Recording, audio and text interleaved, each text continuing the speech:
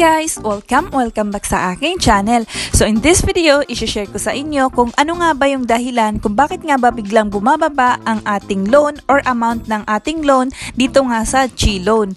Kaya naman kung interesado kayo malaman, tara na't umpisahan na natin. So dito guys, i-open ko muna ang aking Chi Loan para maipakita ko sa inyo kung ano nga ba yung or kung gaano ba kababa yung pinagbago ng aking loan. Ayan, so mapapansin nyo guys, nakalagay dito 4,000. You can borrow up to 4,000. Ayan, from 7,000 ay naging 4,000 na lang yung pwede kong ma-loan.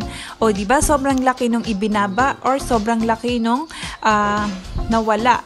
From 7,000 ay naging 4,000 na lang yung pwede kong ma-loan. So, ito yung isa sa mga dahilan kung bakit nga ba ito nangyari. So, para makita nyo or malaman, pumunta lang kayo sa inyong mga profile and hanapin nyo lamang itong Chi Score. And then, pindutin nyo lamang itong Chi Score.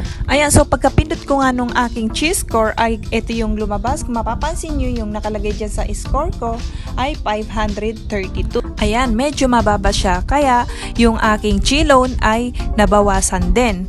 So, kailangan pala guys, dapat mapataas natin ito para yung ating Chi Loan ay tuloy-tuloy ang pagtaas or paglaki ng amount na ating malulon sa susunod.